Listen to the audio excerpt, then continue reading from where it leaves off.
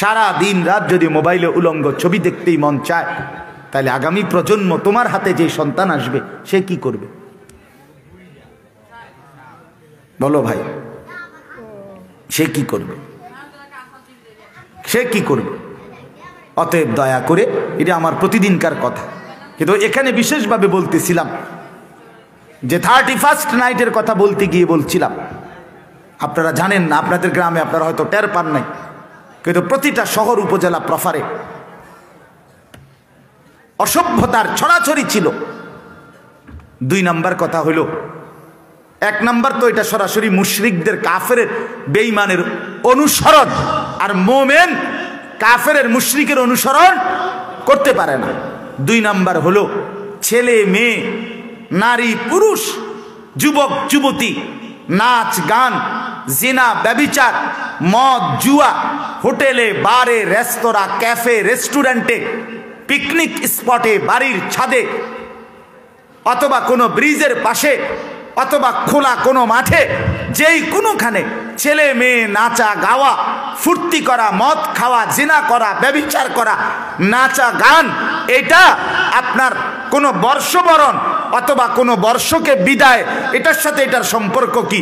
এটা তো যৌন চাহিদা পূরণ করা হইল, এটা জৈবিক চাহিদা পূরণ করা হইল, এটা কুকুর বিড়ালের মতো অসভ্যতা করা হইল।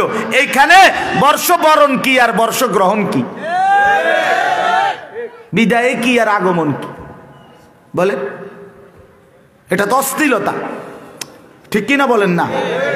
এটা তো বেহায়াপনা ছড়াচ্ছে, এটা তো অশ্লীলতা ছড়াচ্ছে। আর আল্লাহ তো বলছে যে মানুষগুলো অশ্লীলতা ছড়ায় তাদের জন্য ভয়ানক আযাব রয়েছে।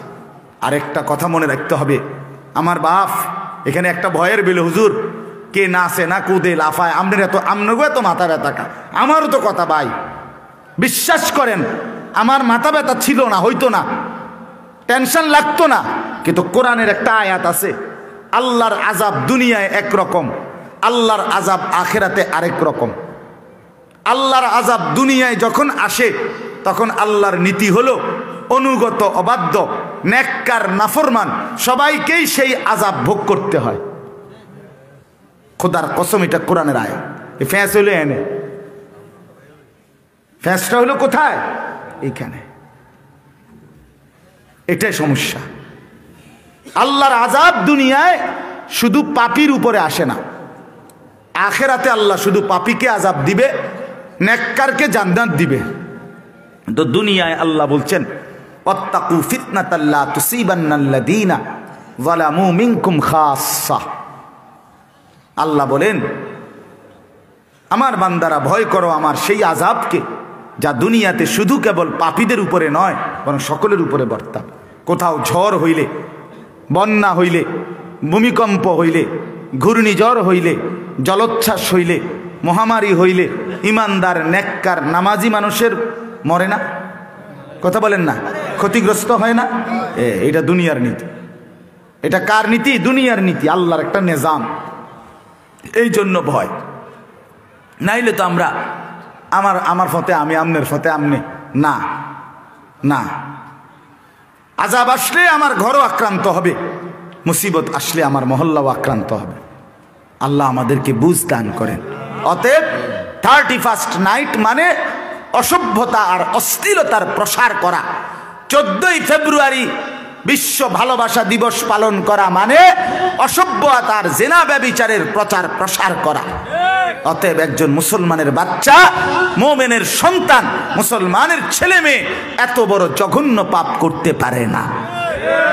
শেষ 3 নাম্বার হইল, তৃতীয় হইল এই বেলুন, ফুটকা, আতশবাজি, ফানুস, এগুলো যা লক্ষ লক্ষ টাকা, কোটি কোটি টাকা খরচ করলো, গান বাদ্যের এই নাচ গান হলো, এখানে যত কিছু ব্যয় হইল, এই ব্যয়ের পিছনে যে খরচ হইল এটা সুস্পষ্টভাবে সরাসরি অপচয়।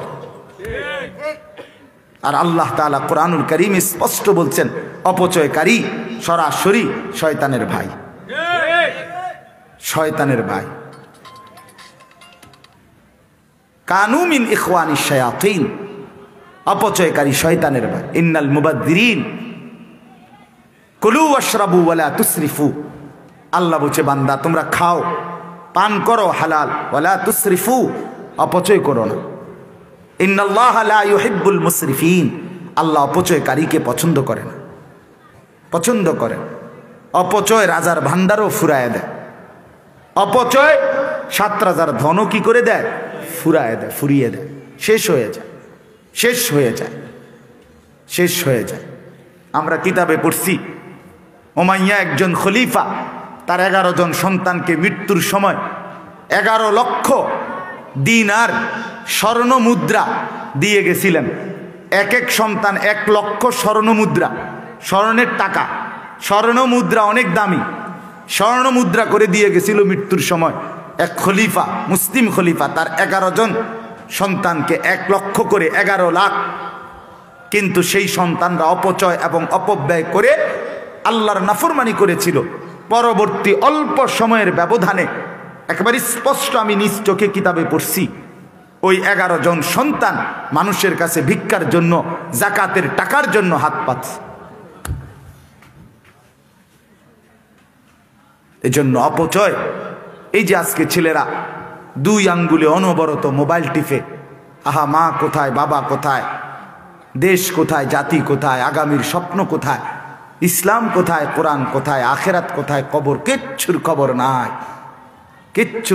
এক প্রতিবন্ধী জাতি, এক মাতাল, তার সিরা জানে না ডান বাম পূর্ব পশ্চিম, কোত্থেকে আসলো, কে পাঠাইলো, কেন বাসলো, কেন বড় হইল, কেন মা পবিত্র দুধ খাওয়াইল, কিচ্ছুর খবর নাই। জিন্দিগি এক নর্তকীর সামনে জিন্দিগি দিয়ে দিছে, এক উলঙ্গ ছবির হাতে জীবন দিয়ে দিছে। আহ, এর চাইতে বড় আফসোস আর কি হইতে পারে, কি হইতে পারে? এই জন্য আমি অনুরোধ করলাম এই 3টা জিনিস মোটা দাগে। 1 নাম্বার, কাফের মুশরিকের অনুসরণ 31st নাইটের মাধ্যমে হয়, এজন্য এটা মুসলমান করতে পারে না। 2 নাম্বার, অশ্লীলতা বেহায়াপনার প্রচার প্রসার হয়, এটা মুসলমান করতে পারে না। 3 নাম্বার, সীমাহীন অর্থের অপচয় হয়, অতএব অপচয় মুসলমান মোমেন করতে পারেন। এখন শেষ কথা হইল, আপনি যদি প্রশ্ন করেন যে হুজুর এত এত নাফরমানি করে, এগুলার জাগাত ফিরে না কা খোদা, কথা বোঝেন নাই? নগদ আসার দিলেই তো হয়, ফেরেস্তা 2-1টারে আসার দিলেই তো হয়, শাস্তি দেয় না কেন আল্লাহ? আপনি না বললেন আল্লাহ শাস্তি দিবে, আল্লাহর তো শাস্তির ধরন ভিন্ন, কিন্তু বাকি খোলা চোখে সকলকে একসাথে আযাব গজব দেয় না কেন? আল্লাহ বলে 2য় আয়াত এটাই, ওয়ালাউলা ফাদলুল্লাহ, শোনো বান্দা, আমার অনুগ্রহ, ওয়া রাহমাতুহু, আমার রহমত, দয়া মায়া যদি না হতো, ওয়া আন্নাল্লাহা রাউফুর রাহিম, আমি যদি খুব বেশি ক্ষমাশীল, দয়াবান, করুণাময়, মায়ার না হতাম, তাহলে অনেক কিছুই হতো, অনেক কিছুই হতো। অর্থাৎ আল্লাহ তাআলা বলছে দয়ার কারণে ছেড়ে দিচ্ছি, মায়ার কারণে ছেড়ে দিচ্ছি, আমি যে রাউফ রাহিম, এজন্য ছেড়ে দিচ্ছি বান্দা, ছেড়ে দিচ্ছি অনেক বেশি, ধরছি সামান্য, মাফ করে দেই বেশি, ধরি সামান্য, সামান্য একেবারেই অল্প। ইয়াফু আন কাসীর, অধিকাংশ মাফি করে দেয়, মাফি করে দেয়, লক্ষ অপরাধ ছেড়ে দেয়, মাঝে মধ্যে একটু আধটু শাস্তি দিই। কেন? আমি দয়াশীল, আমি অপেক্ষায় থাকি আমার বান্দা কোনো দিন তওবা করে কিনা। আমি মাফ করে দিতে রাজি, কিন্তু গুনাহ ছেড়ে দিলে আর করবে না, ওয়াদা দিলে আমি আকাশ